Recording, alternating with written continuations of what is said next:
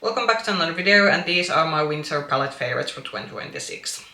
Welcome back, and it is time to do an updated winter palette favorites. So I am a huge fan of seasonal makeups. I do tend to kinda go with some that I have some palettes that I like to wear during winter time, then on springtime, or when we have specific seasonal things like Christmas or Valentine's happening. So I'm a huge fan of seasonal makeup, and I love to do these seasonal favorites videos, and I actually also like to watch other people's videos of these ones.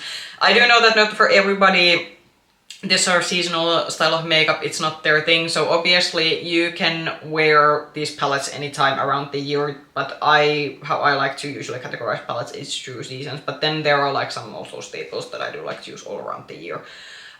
We do have a few drugstore ones. There's exceptionally only one high-end palette, and then a lot of these are indie palettes, and I think we will start with the drugstore ones, then I will show the one high-end one, and then I will lastly talk about the palette of indie things that is in front of me. And because I do have most of the palettes, I do actually have a swatch image of them, so you will see. We are still testing with the new camera setup. I know my couple of last videos, they've been a mess in terms of camera, how things are set up. I think this current setup is actually pretty good. I tried to adjust it before I started filming. So what we will do is that I think I will try to show the palette on this side of the screen, so I will have enough space in this part of the screen to have the swatch image of the palette. So with that way, I think we should be good. I think there might be a couple of older palettes where we don't have the swatch image, so with those ones you're not gonna see anything, but with most of these I do actually have swatches. Anyway, let's start with the winter recommendation. So first one is from Morphe. So this is one of their New York 6-pan palettes, and this is the Rich Glitch palette. So I'm gonna show this one close by because it is actually a smaller one. So while I wasn't maybe as in love with this formula as some other people were, I do still think that for a drugstore palette, I do think this does a decent job. And I do think that especially if you are not into what I would say hugely colorful winter palettes, but you maybe want some cool toned undertones for winter, I do think this one actually, it has a bit of purple undertone to different colors.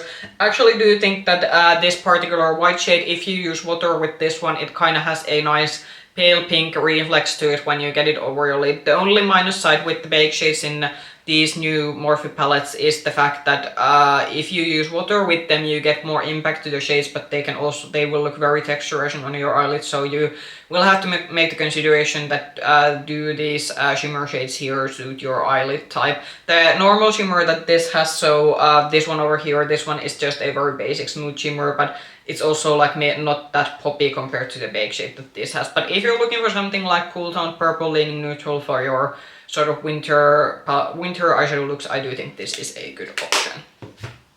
Then I would say something bit actually better, and which surprised me a lot. This actually ranks relatively high on my end of the year eyeshadow palette ranking last year. So this is Makeup Revolution's Celestial Icon eyeshadow palette. So this came out last year when they brought 3 new ones at the end of the year. So I do think you get a very good range with this one. The only thing I ignore with these palettes is the cream shades. For me, the cream shades don't work out. They actually cause my eyeshadow to crease, so I just ignore them. But with this one, you actually do have quite a nice option. So you can do a very blue-purple, muted blue-purple leaning look with this one, but you can also do something neutral, because we do actually have a bit of neutral mattes over here, and then you can layer over one of the shimmers. And what especially surprised me about this particular palette was the fact that I was able to get 3 distinctively different looks with this one, even though I was initially kind of suspecting that, okay, but is it really gonna be different, that different when I start combining the different shades? So I think for drugstore, especially if you're looking something that will give you maybe you want something winter-esque, but you want especially something neutral, and maybe your idea of colorful makeup is more muted colorful makeup, I do think this is actually a pretty nice option. Then my only high-end recommendation, and this is something you've seen on my channel many times. Unfortunately, I think this was a limited edition release. So this was the Dior Silver Essentials, and my gosh, the quality of this one is, I think, the best that Dior has still ever produced. So with Dior, you're not gonna get anything super sparkly or special, but what I do love about this one is the effortlessness of combining and working with these shades, and how just easy it is, and also the fact that these shades will also work out if you have maybe a bit more texture on your eyelids, because none of these shades will cause you any like texturizing. And I do actually kind of like the range. This again goes to a category that if you especially want something a bit more like muted and something gray leaning. So I do think that for some people, I do know that grays are not flattering. I'm one of those people that even though I do have a cool leaning undertone, but because I have a cool rosy undertone, if it's a very gray heavy palette, I will probably, like, I can look very thick with certain type of grays. But this is actually a nice palette where I do have the option of grays, but because you again have some bit of like, I would say, purple shades in the leaning shades in this one, it is actually also very flattering. So if you did manage to get this when this launched a couple of years ago, I would dig it out during the winter time, because I do think your looks you will get are beautiful, and this is very easy formula to work with.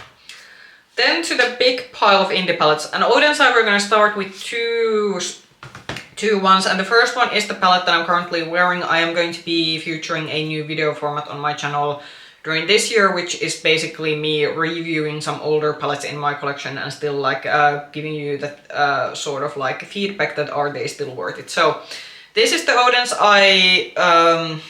Christmas Eve palette, and even though it's a Christmas themed palette, for me this is actually an after Christmas palette because of the color story of it. And this is especially if you like your sort of more muted colorful looks. So you do have kind of few neutral shades in this one, but I do have to say most of the looks that you are gonna get with this one are actually more like on the sort of grungy green or grungy blue side. But something that always surprises me with this one is that no matter which kind of shades I kind of combine, even though some of the shades might even look they don't fit in together, but I can always get cohesive looks with this one. And this is one of the palettes that has the best Oden's Eye quality. There is another palette that is a new one that I'm going to show afterwards. This one I just have to say that the quality that they produced in these particular two Christmas palettes and the Angelica Nyqvist original Hella collaboration palette, those were like one of the best quality that we saw from the brand. And after that we have kind of started seeing some discrepancies in terms of the fact that sometimes the palettes are great and some of them have been not that great in terms of quality. But with this one, the quality, the color combinations, this is very, very beautiful. You can now kind of get this palette again. They brought these OG Christmas palettes back as singles. I did discuss quite extensively on my makeup news video that I wasn't 100% happy how they brought this back, but you can now kind of get this color story again, but because they are selling them basically as single bundles, it is going to be a bit more pricier to buy them than the original ones that were sold as a cohesive palettes. But if you did choose to buy the single, the new like format of the singles, or if you have these original ones, again, use them during this winter. I do think as a winter palette this is beautiful. Then actually that is officially named as a winter palette. So this is the newer one. This is the Alva winter palette. I did feature this on my sort of also Christmas favorites, because I do think for me this is kind of half and half if you look at the color story. While the quality of this one, it's an okay Oden's Eye quality, but it is not the same as with the mere like Christmas Eve palette. But I do think in terms of quality this is an alright quality and this is workable. Obviously this did sort of my eyeshadow palette declutter, so I do think it was decent enough. So for me, what especially makes this a winter palette is maybe the more bottom half, but you do get kind of depth with this sort of like this half over here that has the more like cranberries and like muted greens. So for me, I did discuss on my sort of Christmas palette favorites video that I think that this side for me is more of the Christmas and this side is more of the winter, but obviously it's a nice palette that you can mix and match, but especially this sort of like, if you are into this, what I would say like hazy purples as your winter colors, I do think you're gonna enjoy this particular palette.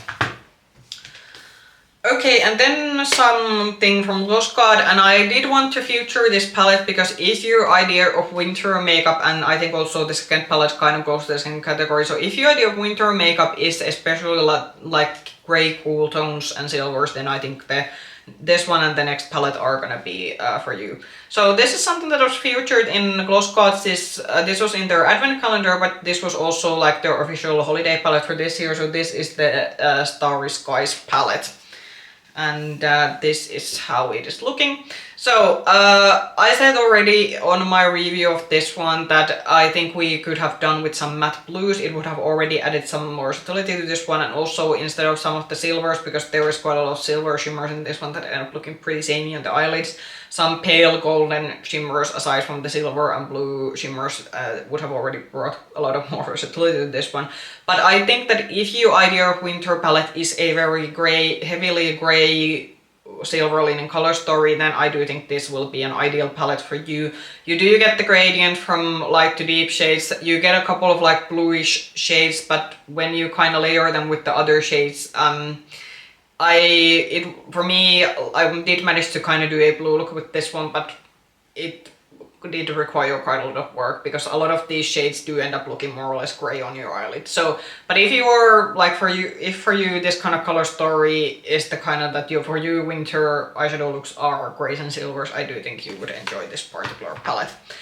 I think pretty similar is this one. So this is the Ensley Rain and this was the Wolf Moon palette. This was sort of an extension to the original Cold Moon palette. The reason why the Cold Moon palette is not in the winter ranking or winter favorites, this is not a ranking video, these are just like general favorites for me, because well, the Cold Moon palette is an ultimate my favorite cool tone palette for me, but why it never makes it to this sort of winter favorites is that it is, I think, a bit too rose leaning for me to being it in a winter favorite. However, this one for me is definitely more what I would say winter palette.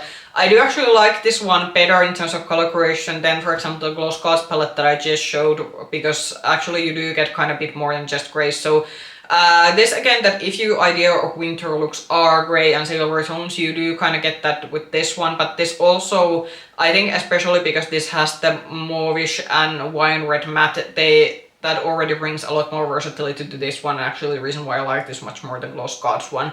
The shimmers in this one are also very beautiful. Some of the shimmers were a bit samey, especially considering that they are in a same palette, but with this one you are kind of getting your sort of very cool toned gray silver looks for your winter, but you can actually get some, like for example, the favorite look that I did with this one was actually a cool toned like wine colored or wine color themed look when I used the sort of red and the sort of like cool tone mauve matte shades that are included in this one. I think the next one is then something that if you're like maybe half and half, that you want some for your winter looks, you want some cool tones, but you also want some maybe warmer tones to balance it out. So this is from Unearthly, and what was this one actually called? So this was the Dreamer palette. So I'm a bit unsure, can you still get this one on Unearthly's website? This was on Monolith Shop when it launched, but I don't think you're able to get this at least from Monolith Shop anymore. But as I said, maybe on Unearthly's website you could maybe still get this one. And I think, as I said, this one has the option of doing some very cool tone blue, gray leaning looks, but then you do get some purples and there's actually some warm tone leaning browns. So this is kind of half and half palette. And I think for a lot of people this might actually be a very nice like in-between winter palette where you kind of have some warmer shades to do a very like, if you want especially more like pink warm leaning brown look, but then you also do get some blue. I think there is some, yeah, I do remember there's like a bit of like purple in this one. So this I think is a good like in-between palette for those of you who don't want to go completely gray, but you also want some bit more neutrals, and if you especially like, aside from neutrals, bit of pinks, I do think you would enjoy this one.